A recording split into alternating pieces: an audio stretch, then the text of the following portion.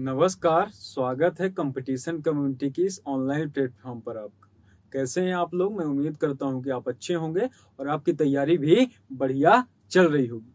साथियों, हमने इसके पहले के लेक्चर में नीति आयोग के बारे में विस्तार से पढ़ा था, डिटेल में पढ़ा था। हमने देखा कि नीति आयोग कैसी संस्था है, नीति आयोग का कार्य क्या है, नीति आयोग का उद्देश्य क्या है और नीति आयोग की क्या पहले ऐतिहासिक पृष्ठभूमि रही और वर्तमान में क्या स्थिति है। हमने उसमें डिटेल वीडियो में सब कुछ चर्चा करी नीति आयोग के बारे में। अब हम जब उसको पढ़ चुके हैं विस्तार से, तो अब हम उसको परखें कैसे, जांचें कैसे कि हमने उसको जो पढ़ा वो हमको चीज़ें कैसी याद हैं, उसके क्वेश्चंस कैसे पूछे जाते हैं एग्जाम में, उसका डायमेंशन, उसका आयाम कैसे है एग्जाम में क्वेश्चन पूछने का, उसको चेक करने का, उसको जांचने का सिंपल सा और आसान सा तरीका क्या है कि हम ऑब्जेक्टिव सॉल्व करें। आज मैंने आपके लिए जो एग्जाम के पॉइंट ऑफ व्यू से महत्वपूर्ण है और संभावित है एग्जाम के लिए, तो आज हम एमसीक्यू के बारे में चर्चा करेंगे। नीति आयोग के महत्वपूर्ण वस्तुनिष्ठ प्रश्नों के बारे में हम देखेंगे। तो आइए हम चर्चा करना शुरू करते हैं नीति आयोग के महत्वपूर्ण और संभावित वस्तुनिष्ठ प्रश्न। क्वेश्चन नंबर पहला, नीति आयोग का जो क्वेश्चन नंबर पहला है वो क्या है, अपन क्वेश्चन पढ़ते। आइए क्वेश्चन देखते। प्रश्न नंबर 1, नीति आयोग कैसा निकाय है? जब हमने चर्चा करी थी, जब हमने डिटेल वीडियो में पढ़ा था, तो हमने समझा था कि नीति आयोग कैसा निकाय है। नीति आयोग ऑप्शन ए संवैधानिक निकाय, ऑप्शन बी वैधानिक निकाय, ऑप्शन सी संविधानेतर निकाय और ऑप्शन डी इनमें से कोई नहीं। साथियों, जो इसका सही उत्तर होगा, जो इसका राइट आंसर होगा, वो होगा संविधानेतर निकाय। क्योंकि हमने जब चर्चा करी थी उस समय मैंने बताया था कि इसका संविधान के किसी विशेष भाग या किसी विशेष आर्टिकल में वर्णन नहीं है, ना ही ये संसद के किसी अधिनियम द्वारा लाया गया है। ये संविधानेतर निकाय है, ये एक प्रकार का वैधानिक निकाय है, संवैधानिक निकाय नहीं है, ये गैर संवैधानिक निकाय है। तो यहाँ संवैधानेतर निकाय है, ना ही ये संवैधानिक है, ना ही ये वैधानिक निकाय है, ये संवैधानेतर निकाय है और वो ऑप्शन सी में लिखा हुआ है, इसलिए ऑप्शन सी इसका सही जवाब होगा, ऑप्शन सी इसका राइट आंसर होगा। अब हम देखते हैं नेक्स्ट क्वेश्चन। प्रश्न नंबर 2, क्वेश्चन नंबर 2 कहता है कि नीति आयोग के बारे में असत्य कथन बताइए। इनमें से वह कौन सा कथन है जो नीति आयोग के बारे में असत्य है?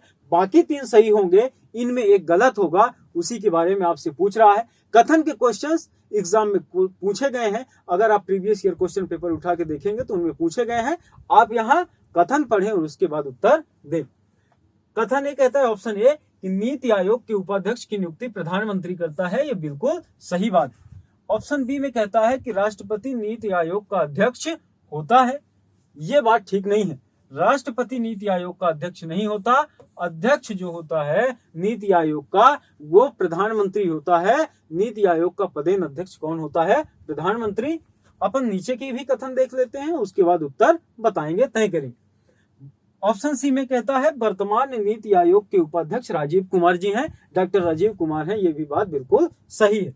उपाध्यक्ष की अगर बात करें, उपाध्यक्ष को कैबिनेट मंत्री के समकक्ष दर्जा प्राप्त है, ये भी बात बिल्कुल ठीक है। इसलिए इसमें गलत कथन के बारे में पूछ रहा है और गलत कथन कौन सा है? ऑप्शन बी, इसलिए ऑप्शन बी सही उत्तर होगा, क्योंकि जो इसके अध्यक्ष होते हैं वो प्रधानमंत्री होते हैं, इसलिए ऑप्शन बी इसका राइट आंसर होगा, सही उत्तर होगा।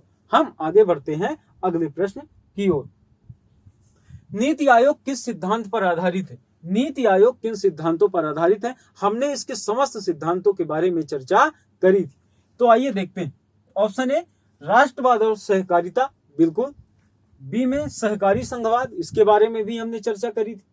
ऑप्शन सी में कहता है दोनों, ऑप्शन डी में कहता है इनमें से कोई नहीं। तो जो इसका सही उत्तर होगा, जो इसका राइट आंसर होगा, वो होगा ऑप्शन सी, क्योंकि ये दोनों सिद्धांतों पर काम करता है कौन? नीति आयोग, इसलिए ऑप्शन सी इसका सही उत्तर होगा। आइए हम अगला प्रश्न देखते हैं, अगला क्वेश्चन देखते हैं। प्रश्न नंबर 4, निम्न में से कौन सा नीति आयोग का कार्य नहीं है? इनमें से ऐसा कौन सा कार्य है जो नीति आयोग नहीं करता? ऑप्शन ए राष्ट्रीय विकास प्राथमिकताओं और रणनीतियों की एक रणनीति विकसित करना, ऑप्शन बी सहकारी संघवाद को बढ़ावा देना, ऑप्शन सी भारत की पंचवर्षीय योजनाओं की अंतिम स्वीकृति देना, और ऑप्शन डी ज्ञान, नवाचार और उद्यमशीलता विकसित करने वाली प्रणाली बनाना। साथियों, इनमें से ये सभी काम करता है कौन? नीति आयोग। ऑप्शन सी जो कहता है राज्य की पंचवर्षीय योजनाएं की अंतिम स्वीकृति देने का काम नीति आयोग का नहीं है, इसलिए ऑप्शन सी इसका सही होगा, क्योंकि वहां कह रहा है कि ये कौन सा कार्य नहीं करता, तो ऑप्शन सी इसका सही उत्तर होगा। हम बढ़ते हैं अगले प्रश्न की ओर। क्वेश्चन नंबर 6, क्वेश्चन नंबर 5 क्या कहता है कि नीति आयोग का पूरा नाम क्या है? नीति आयोग का पूरा नाम क्या है? नीति आयोग के फुल फॉर्म के बारे में पूछ रहा है। आइए ऑप्शन देखते हैं और उसके बाद बताएंगे। Option A national institutions for technical India, option B national institutions for transparency India, और option C national institute for transforming India, option D national innovation for transforming India. जो साथियों इसका सही उत्तर है, जो इसका राइट आंसर है, वो होगा option C national institutions for transforming India. किसका फुल फॉर्म है? नीति आयोग। तो इसका जो सही उत्तर है वो होगा ऑप्शन सी। आइए आगे बढ़ते हैं अगले प्रश्न की ओर। निम्न में से कौन से सूचकांक इंडेक्स नीति आयोग द्वारा प्रकाशित किए जाते हैं? जब हमने पढ़ा है लेक्चर में, जब हमने क्लास में ये पढ़ा है तो हमने चर्चा करी थी। बहुत सारे सूचकांक के बारे में मैंने आपको बताया था और ये कहा था कि ये सूचकांक नीति आयोग जारी करता है। उन्हीं में से ये क्वेश्चंस है, आइए देखते हैं। Option A composite water management, और बी में कहता है SDG India index, ease of living index और इंडिया इनोवेशन इंडेक्स। अब उपरोक्त में सही कूट का चयन करें आप। कहता है ऑप्शन ए कि केवल 1, 2 और 3 सही है, ऑप्शन बी कहता है कि केवल 1 और 3 सही है, ऑप्शन सी कहता है केवल 3, 4 सही है, और ऑप्शन डी कहता है सभी सही हैं। तो साथियों, ये जितने भी इंडेक्स, जितने भी सूचकांक दिए हैं, ये सभी नीति आयोग जारी करता है, इसलिए ऑप्शन डी इसका सही उत्तर होगा, सही जवाब होगा। अब हम बढ़ते हैं आज के अगले प्रश्न की ओर। प्रश्न number 7, question number 7, NITI Aayog को किसके स्थान पर स्थापित किया गया है? ऑप्शन आपके हैं योजना आयोग, बी में विधि आयोग, सी में लाडस आयोग और डी में कर्मचारी चयन आयोग। तो जो इसका सही उत्तर है, जो इसका राइट आंसर है, ये एक साधारण सा प्रश्न है। आप जानते हैं कि नीति आयोग का जो स्थापना हुई है वो योजना आयोग की जगह पर हुई है, और नीति आयोग की स्थापना की अगर बात करें, गठन की बात करें, तो कब हुई? 1 जनवरी 2015, और योजना आयोग का भंग करके किसका? नीति आयोग का गठन किया गया। आइए हम आगे बढ़ते हैं अगले प्रश्न की ओर। नीति आयोग का कार्य है, इनमें से कौन सा कार्य नीति आयोग का है?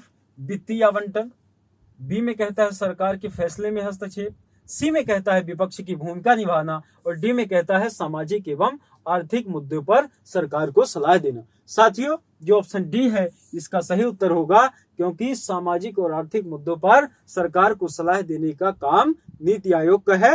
नीति आयोग इसी काम के लिए तो गठित किया गया है, ये एक सलाहकारी निकाय है, आप जानते हैं। अब हम बढ़ते हैं अगले प्रश्न की। क्वेश्चन नंबर 6, प्रश्न नंबर 9, योजना आयोग की स्थापना कब हुई? योजना आयोग की स्थापना कब हुई उसके बारे में आपसे क्वेश्चन पूछ रहा है। ऑप्शन ए 15 मार्च 1950, 15 अप्रैल 1950, 15 मार्च 1951, और डी में कहता है 15 अप्रैल 1951। तो जो इसका सही उत्तर है, जो इसका राइट आंसर है, वो है ऑप्शन ए 15 मार्च 1950 को योजना आयोग स्थापित हुई। फिर अगस्त 2014 में इसे भंग करके क्या? नीति आयोग का निर्माण किया गया।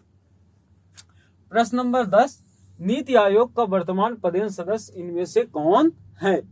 आइए ऑप्शन देखें। राजनाथ सिंह जी बिल्कुल हैं, निर्मला सीतारमण जी जो वित्त मंत्री हैं, नरेंद्र सिंह तोमर ग्रामीण विकास मंत्री हैं, और राजनाथ सिंह अपने रक्षा मंत्री हैं।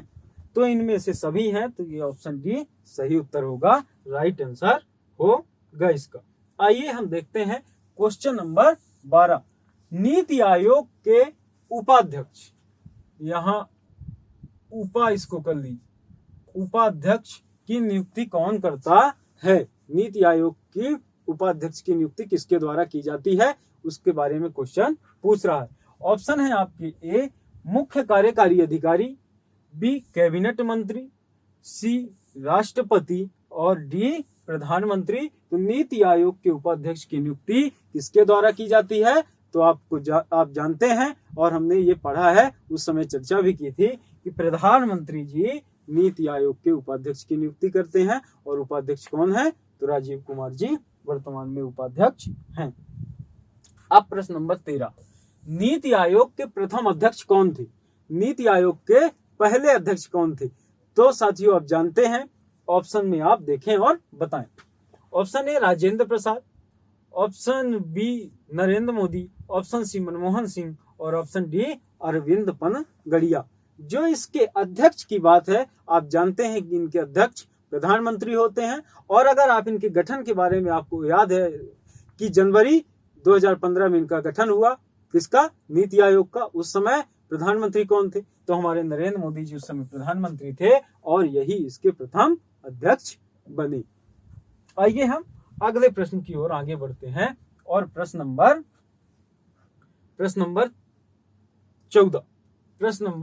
14। नीति आयोग में वर्तमान में पूर्णकालिक सदस्य के रूप में कौन सम्मिलित नहीं है? इनमें से कौन सा व्यक्ति ऐसा है जो सम्मिलित नहीं है? ऑप्शन में है आपके ए के झा, ऑप्शन बी में है बी के पाल और सी में है प्रोफेसर रमेश चंद और डी में है बी के सारस्वत। इनमें कौन शामिल नहीं है? तो बी के एस के झा साहब इसमें शामिल नहीं है। जो इसका सही उत्तर है, जो इसका राइट आंसर है, वो होगा ऑप्शन ए। अब हम बढ़ते हैं अगले प्रश्न की ओर। अगला प्रश्न क्या कहता है? प्रश्न नंबर 15 कि नीति आयोग के गठन में कौन शामिल नहीं है? नीति आयोग का जब गठन होता है उसमें ऐसा कौन सा इसमें व्यक्ति है जो शामिल नहीं होता? नीति आयोग के गठन में शामिल नहीं है, नहीं को लेकर आप देखें क्वेश्चन पूछे जाते हैं। भारत का राष्ट्रपति, बी भारत का प्रधानमंत्री, सी शासी एवं क्षेत्रीय परिषदें और डी विशिष्ट आमंत्रित सदस्य। इसमें कौन शामिल नहीं है?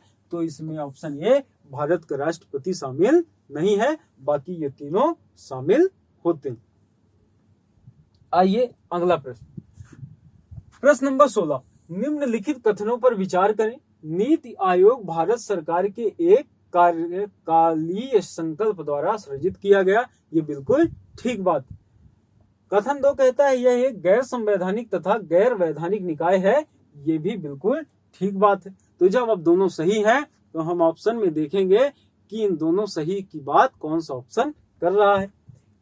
ऑप्शन ए केवल 1, ऑप्शन बी केवल 2, ऑप्शन सी उपरोक्त दोनों और ऑप्शन डी इनमें से कोई नहीं, उपरोक्त में से कोई नहीं। तो ऑप्शन सी इसका सही उत्तर होगा, क्योंकि ये दोनों कथन सही की पुष्टि कर रहे हैं।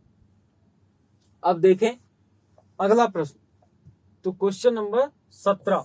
नीति आयोग में विशिष्ट आमंत्रित सदस्य किसके द्वारा नामित किए जाते हैं? इसके बारे में क्वेश्चन पूछ रहा है।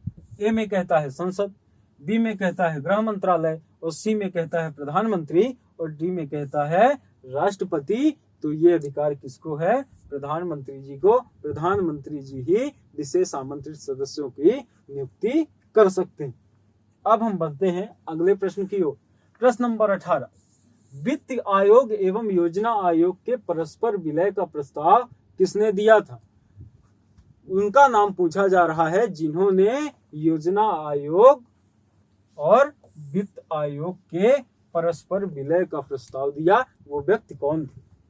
आशुतोष मिश्रा, ए.बी. माथुर, डी.डी. बसु और डी ऑप्शन में है भालचंद्र गोस्वामी। तो जो ऑप्शन बी में है ए.बी. माथुर जी, इन्होंने ही सिफारिश करी थी, इन्होंने ही प्रस्ताव दिया था किसका? विलय का। आइए हम अगले प्रश्न की ओर देखें। प्रश्न नंबर 19। निम्नलिखित में से किन निकायों का संविधान में उल्लेख नहीं है? इनमें से ऐसे कौन सी निकाय हैं जिनका संवैधानिक उल्लेख नहीं किया गया है? राष्ट्रीय विकास परिषद, बिल्कुल इसका उल्लेख संविधान में नहीं है। एनडीसी का उल्लेख संविधान में नहीं है, इसका गठन 1952 में हुआ, आप जानते हैं। नीति आयोग, नीति आयोग का भी संविधान में कोई वर्णन नहीं है, ये गैर संवैधानिक निकाय है। क्षेत्रीय परिषदें, इनका भी वर्णन संविधान में नहीं है, अर्थात ये तीनों गैर संवैधानिक निकाय है, संविधान में इनका वर्णन नहीं है। तो ऑप्शन जो डी होगा, क्योंकि 1, 2, 3 इसमें है, इसलिए ऑप्शन डी सही उत्तर होगा। आइए हम नेक्स्ट क्वेश्चन की ओर आगे बढ़ते हैं। प्रश्न number 20, question number 20, NITI Aayog के विषय में निम्नलिखित में से कौन सा एक सही नहीं है? इनमें से कौन सा कथन नीति आयोग के बारे में सही नहीं है, उसके बारे में क्वेश्चन पूछ रहा है। आइए चर्चा करें और कथन देखें और फिर बताएं। तो क्या कहता है कि इसका गठन जनवरी 2015 में किया गया। ऑप्शन बी कहता है इसका गठन योजना आयोग के स्थान पर किया गया। सी कहता है इसमें एक पूर्णकालिक अध्यक्ष होता है। और डी, यह सहकारी संघवाद के संघवाद के सिद्धांत पर आधारित है। तो इसका जो गलत जवाब है, जो इसमें गलत कथन है और जो अपने को वही चुनना है, तो इसमें ऑप्शन सी सही उत्तर होगा, क्योंकि इसमें पूर्णकालिक अध्यक्ष नहीं होता, पदेन अध्यक्ष होता है। और वो कौन होते हैं? वो प्रधानमंत्री जी होते हैं। पूर्णकालिक अध्यक्ष जैसी कोई बात इसमें नहीं है। और आपसे इसमें सही नहीं है मतलब गलत पूछ रहा है, ऑप्शन सी इसका सही उत्तर होगा। आइए हम आगे बढ़ते हैं। प्रश्न नंबर 21, निम्नलिखित में से कौन सा कथन असत्य है? इनमें से कौन सा कथन सही नहीं है, उसके बारे में पूछा जा रहा है आपसे। आइए कथन पढ़ें। भारतीय नीति आयोग का अध्यक्ष प्रधानमंत्री होता है। भारत का प्रधानमंत्री राष्ट्रीय विकास परिषद की अध्यक्षता करता है। भारत में नीति आयोग सहकारी संघवाद की भावना को केंद्र में रखकर काम करता है। नीति आयोग के सचिव का दर्जा कैबिनेट मंत्री के स्तर का होता है। ये बात सही नहीं है, भारत सचिव के स्तर का होता है, इसलिए ऑप्शन डी इसका सही उत्तर होगा। बाकी ये तीनों कथन बिल्कुल सही है और आपसे असत्य पूछा जा रहा है, इसलिए ऑप्शन डी इसका राइट आंसर होगा। ऑप्शन डी इसका सही उत्तर होगा। आइए अगले प्रश्न की ओर। निम्नलिखित में से कौन सा नीति आयोग का एक कार्य नहीं है?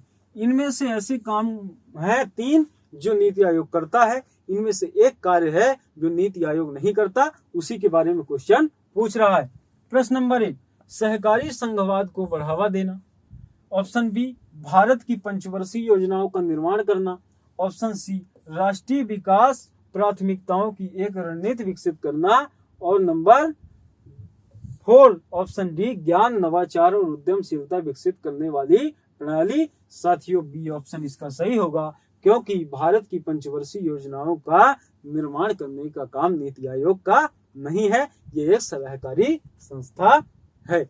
और ये तीनों कथन चाहे ए हो, चाहे सी हो, चाहे डी, ये सही है। ऑप्शन इनमें कार्य नहीं है, पूछ रहा है कि वो कौन सा कार्य है जो नहीं करता, ऑप्शन बी इसका सही उत्तर होगा।